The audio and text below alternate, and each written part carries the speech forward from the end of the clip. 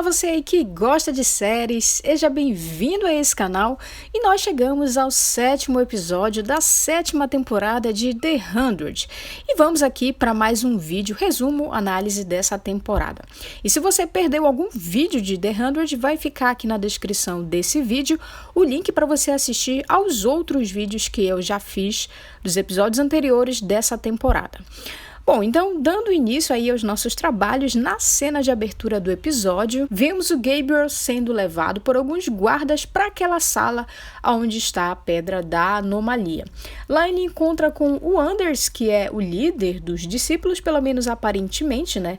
Ele é o líder dos discípulos, e esse tal líder começa a falar um pouco sobre essa crença deles aí de vencer a última guerra da humanidade, que é a última evolução da espécie humana.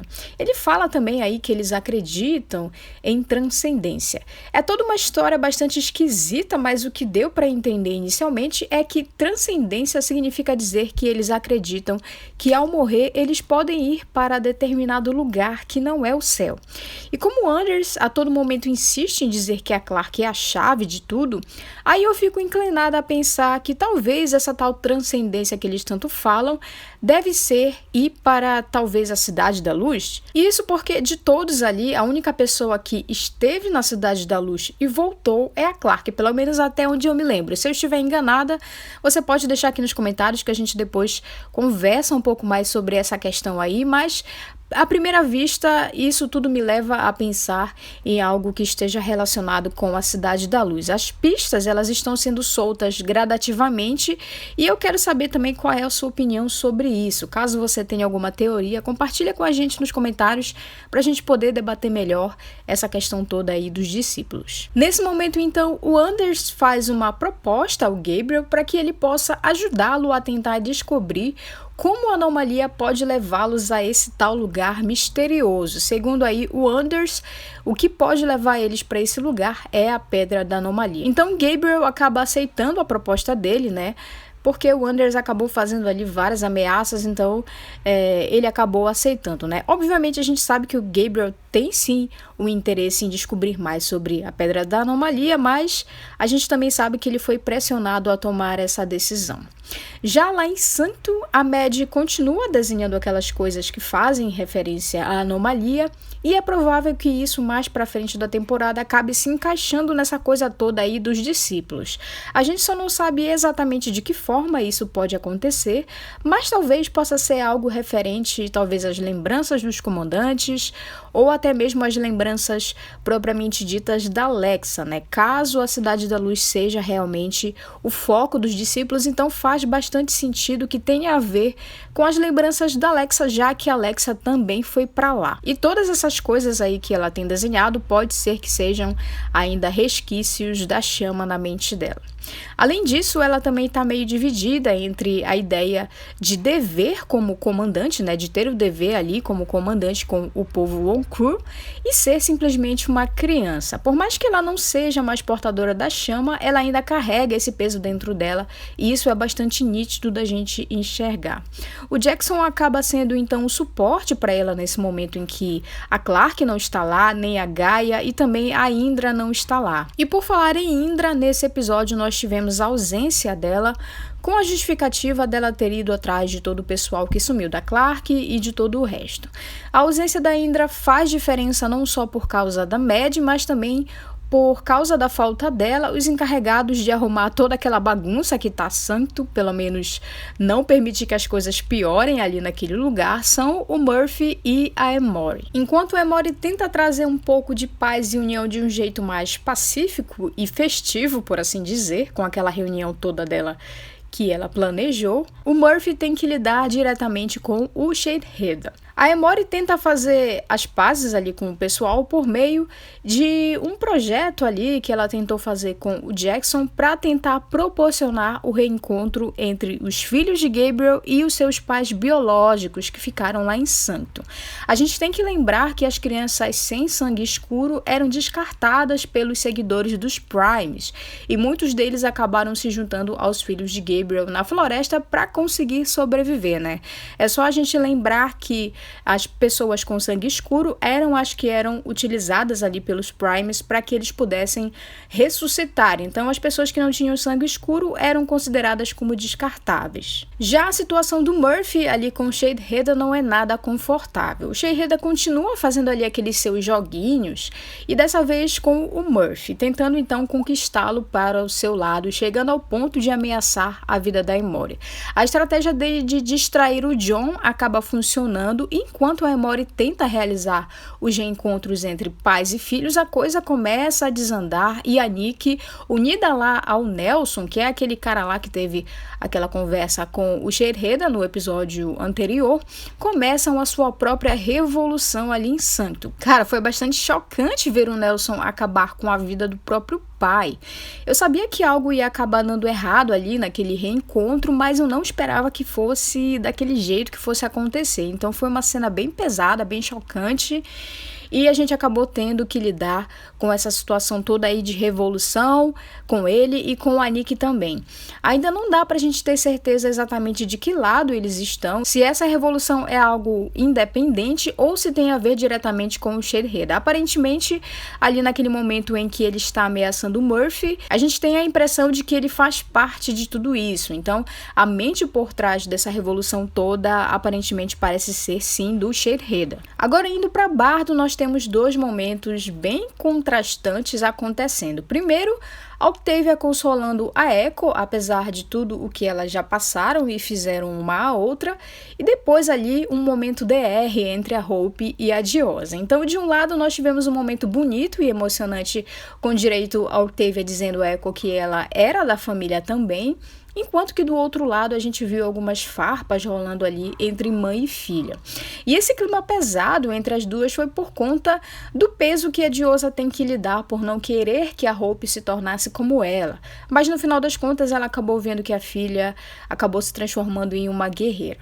Mas apesar de nós termos uma certa tensão ali entre as duas, no final desse momento nós tivemos um desfecho tão interessante quanto emocionante entre elas. O que foi ótimo de ver, afinal de contas, elas demoraram anos para se reencontrar, então ver, mesmo que brevemente elas trocando farpas, foi um pouco triste, mas ainda bem que não durou muito aí esse momento. E na verdade essa cena acabou sendo interessante do ponto de vista do amadurecimento do relacionamento entre mãe e filha. Afinal, a Hope um dia teria que lidar com o passado da mãe e a própria Diosa também teria que enfrentar isso tudo.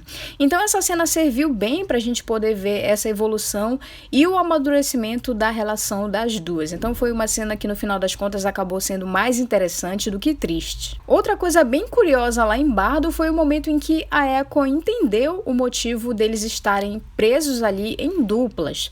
Tudo isso seria para que elas aceitassem fazer parte dessa tal última guerra dos discípulos como guerreiras. E eu diria que Bardo conseguiu angariar as melhores guerreiras do universo. Não tá nada mal ter no exército a Octavia, a Echo, a Hope e a Diosa. Então eles foram bem espertos em conseguir atrair a atenção delas e conseguir fazer com que elas se juntassem a eles, mesmo que elas ainda não saibam exatamente no que elas estão se metendo. E sim, o palpite da Echo estava certo, e assim que eles perceberam isso, as quatro são levadas para falar com o Anders e ele confirma que elas irão ser treinadas para a batalha. Depois disso, finalmente vemos a Clarke e os outros chegarem ali em Bardo. Eles encontram com o Gabriel, que já está trabalhando lá na Pedra da Anomalia, e ali mesmo eles acabam recebendo a notícia sobre Octavia, Echo e também sobre a morte do Bellamy. E falando honestamente, eu acho pouco provável que a Clarke queira colaborar com alguma coisa depois de receber essa notícia. Ela já não estava muito com ânimo ali para amizade, então imagina agora que ela acabou de receber essa notícia sobre o Bellamy. Então, eu acho que eles vão ter ainda bastante trabalho para tentar convencer a Clarke. Mas a surpresa maior do episódio, quer dizer, não tão surpresa assim para muita gente, ficou para a cena em que o Anders entra ali em uma espécie de sala secreta para ver o Bill Cadogan. Isso mesmo, senhoras e senhores, temos aqui a confirmação da teoria de que o tal pastor é nada mais, nada menos do que o Cadogan. O cara lá da seita do Segundo Amanhecer que construiu o bunker que o Jahá encontrou lá na 4ª temporada, lembra dele? Bom, o Bill ele aparece dentro de uma espécie de cápsula que aparentemente ele tá ali em um sono de criogenia. Ao acordar, ele pergunta pro Anders se a guerra chegou e o Anders, por sua vez, fala que eles encontraram a chave, que na verdade essa chave ele está se referindo a Clarke. Foi um final de episódio bem interessante. Eu já imaginava que de fato seria o Bill por trás dessa coisa toda aí dos discípulos, mas a gente não sabia exatamente se ele estava vivo ou não. Afinal de contas, a história do apocalipse nuclear aconteceu há muito tempo. Agora a gente entende como ele conseguiu sobreviver por tanto tempo, né? E foi graças à criogenia. Então, eu acabei sendo pega de surpresa pelo fato dele ainda estar vivo. De maneira geral, esse episódio continuou sendo um episódio bem equilibrado comparado com os episódios anteriores. A gente praticamente não teve muita ação aqui, mas isso foi compensado por um aprofundamento e um desenvolvimento maior do relacionamento, por exemplo, de alguns personagens como Octavia, a Echo, a Hope e a Diosa. Sem falar também no próprio Murphy, né, que mostrou aqui, mais uma vez, que ele no fundo se importa assim com outras pessoas que não sejam ele próprio. A gente viu isso na reação dele quando o Sharehead ameaçou a vida da Emory. Então ele se importa assim com as pessoas que estão ao redor dele. Eu acho que essa capa toda dele de durão é só para tentar disfarçar um pouquinho todo esse sentimento que ele tem pelas pessoas. Com relação ao Gabriel, eu ainda não sei o que pensar exatamente sobre essa decisão dele. Como eu falei antes, né, apesar dele querer muito estudar toda essa questão da Pedra da Anomalia, ele acabou sendo coagido para tomar essa decisão, né? E aparentemente parece que ele se arrependeu, pelo menos ali no início, ele se arrependeu de ter impedido que eles fossem à superfície ali do planeta. Eu não sei exatamente se eu fico feliz ou não com o rumo que ele está tomando durante a temporada. No início tava legal, mas agora parece que ele tá começando a estar um pouco mais do lado dos discípulos, e isso para mim não soa muito bem. Eu ainda tô com uma pulguinha atrás da orelha com essa história toda de Última Guerra. Não dá ainda pra gente confiar 100% no Anders, principalmente pelo fato dele estar escondendo ali o Bill. Enfim, a gente ainda não sabe exatamente o que é que está por trás de tudo isso. Então eu acabo ficando com o pé atrás com relação a essa história toda. É um pouco difícil da gente ter uma conclusão se eles estão falando de fato a verdade ou se eles estão apenas tentando manipular a Clarke e todo o pessoal dela. Agora, com relação a Sanctum, né? Basta só a gente esperar pra gente ver como essa confusão toda vai se resolver, já que o Murphy e a Emory estão ali nas mãos dos rebeldes, né? Eu tô achando que quem vai acabar tomando alguma iniciativa pra tentar resolver essa confusão toda vai ser a Mad junto com o Jackson, né? Já que as principais pessoas que poderiam tomar alguma atitude estão bem longe dali. Outra coisa que eu tô bastante curiosa pra saber como isso vai se desenrolar é saber como a Clarke vai lidar com essa história toda aí dos discípulos, né? Eu tenho quase certeza de que ela não vai aceitar de bom grado ser usada por eles. Mas eu também quero saber o que você achou desse episódio, se pra você foi bom ou não, e quais as coisas que você mais gostou ou menos gostou nesse episódio. Ainda tem outras coisas também para serem respondidas, como por exemplo, aonde a Gaia foi parar. Tem a situação também do Bellamy, né? A gente já sabe o porquê que o ator acabou ficando bastante tempo ausente da série, apesar de que nesse episódio aqui a gente teve um flashback com a presença dele, então foi uma maneira também de trazer o personagem de volta, mesmo que em flashback.